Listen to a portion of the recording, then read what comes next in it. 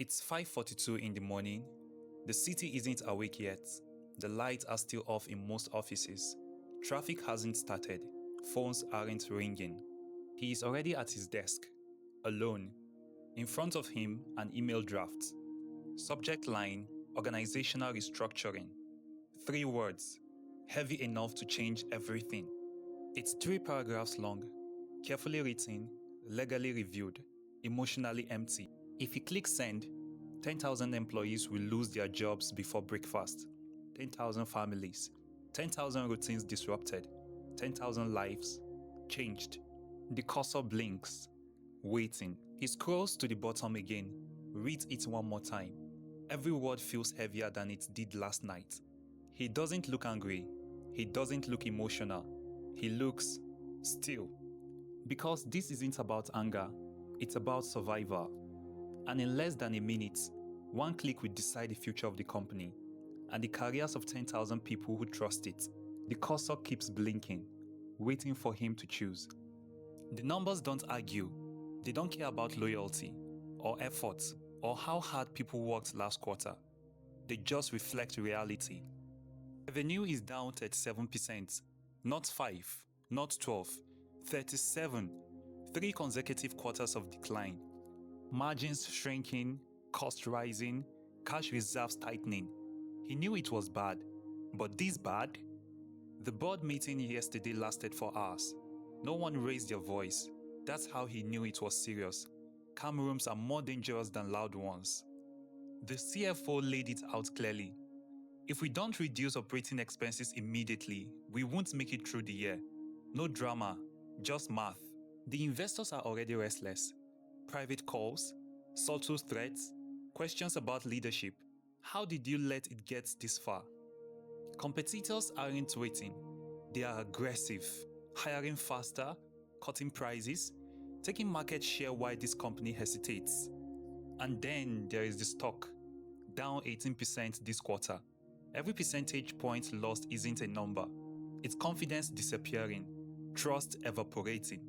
His phone vibrates again. Another message. Another analyst asking for guidance. Another headline speculating about layoffs. He flips the phone face down, not to ignore it, but to think. Markets don't wait for hope. They react to weakness. He knows something most employees don't. If he does nothing, there won't be 10,000 jobs lost. There could be 40,000. The numbers don't lie. They just force decisions. Everyone agrees it's necessary.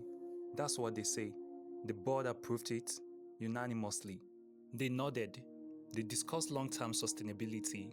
They used words like restructuring, optimization, realignment. No one said the word firing, but everyone understood it. The CFO was more direct. If we are doing this, we should cut deeper. Not 10,000, maybe 12, maybe 15. Make it decisive. Make it final.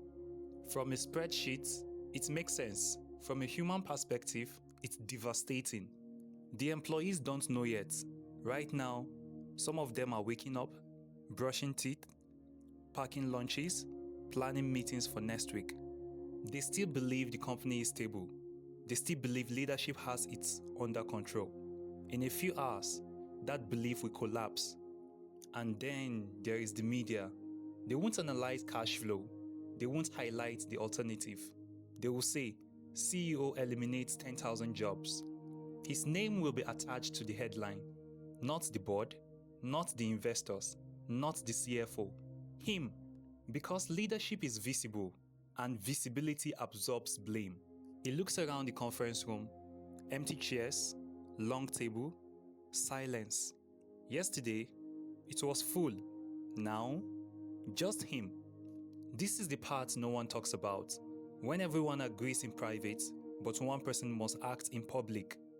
He will sign the email, alone, no applause, no shared responsibility. Just his name at the bottom of a decision that will echo for years. Power is often mistaken for control, but moments like this feel more like isolation. He leans back, hands clasped, eyes fixed on the blinking cursor. The decision isn't emotional, it's mathematical. If he waits, delays one more day, the company collapses, margins fall further, cash flow disappears, investors lose patience, competitors take the advantage permanently. If he cuts exactly 10,000, survival improves, the company leaves, the market stabilizes, the remaining employees keep their jobs. If he cuts fewer, the company may survive a few months, but the risk of bankruptcy rises later. Pain delayed doesn't mean pain avoided. And then there is the intangible, the brand, reputation, what the world will think of him. Cut too deep, they will call him ruthless. Cut too shallow, they will call him weak. But in the middle, survival outweighs opinion. Shareholders must be protected. The remaining employees deserve security. Customers must retain trust. Every angle conflicts with another. He calculates, weighs, models outcomes in his head. Because leadership isn't about being liked, it's about preserving the organism. One click, company survives, 10,000 jobs lost, shareholders stabilized, brand slightly tarnished. Delay, company collapses, unemployment rises, brand destroyed, personal career at risk. Half measures, slow decline, constant scrutiny, moral compromise on both sides. There is no perfect answer, only the one that keeps the company alive, and he knows it. The cursor blinks again, time presses forward, the weight of every variable sits on his shoulders. This is the calculus of responsibility. This is power under pressure. He takes a slow breath. The room is quiet, but the numbers are loud. Red lines, declining coughs, shrinking margin for error. This isn't speculation anymore. The risk is real. Data doesn't lie. The revenue is tightening. Exposure is growing. One wrong move now could trigger something irreversible. A decision must be made, but not emotionally. First principle, eliminate catastrophic risk. Anything capable of destroying the company must be neutralized immediately, not reduced, not delayed, removed. Because collapse rarely happens all at once, it starts with one weak point, one domino, and if the first one falls, everything follows. Stop the first domino, save the system. Second principle, this is not about optics, not about looking strong, not about temporary effort. Short-term applause means nothing if the foundation is cracking. This is about endurance, about the company that still exists 5 years from now, about protecting what actually sustains growth. The roots must hold, even if the storm is violent. Third principle, protect the majority. Hard decisions may affect a few, but the whole must survive. Leadership is not arithmetic, it is preservation. A company is an organism, interconnected, dependent. If one affected part threatens the body, you isolate it, not out of cruelty, but to prevent total collapse. Fourth principle, accept short-term hits.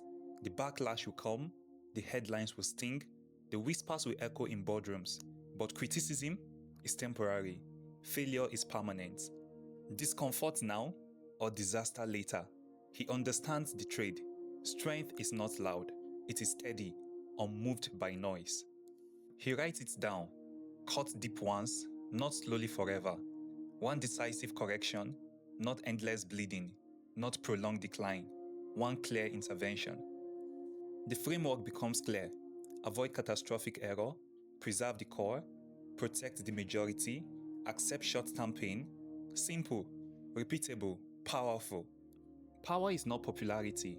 It is not applause. It is the ability to make the decision that keeps the system alive when failure is no longer an option. The cursor blinks, the framework is set, emotion has stepped aside, principle leads, the next move is obvious. He hovers over the send button, the cursor flickers, breath held, hand still, nothing moves except the blinking lights. No one else is in the room, no one else shares this moment. One click, one action, one decision that will ripple through the lives of 10,000 people. He exhales and then, click. The email is gone. It is done. No fanfare, no applause, no cheering. Just the quiet aftermath of choice. Power often comes in silence. Responsibility doesn't announce itself, it simply exists. The email hits inboxes, the news breaks, headlines flash across the screens of thousands, tweets, posts, messages, all reacting instantly. The social media backlash is swift. Anger, shock, criticism. Some call him ruthless, some call him cold. Few understand why it had to be done. Employees wake up to the reality. Conversations ripple through offices, homes, lunchrooms. Some cry, some debate, some accept.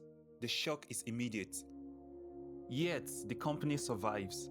The stock rises 9% by midday. Investors breathe. Competitors take note. The majority of employees remain. The system lives. And he sits there, alone, the weight of responsibility heavy on his shoulders. Power isn't about comfort. It isn't about praise. It isn't about popularity. Power is measured by what you endure and the decisions you make under pressure. Because survival, control, and legacy always comes with a cost. Power isn't about comfort. It's about responsibility under pressure.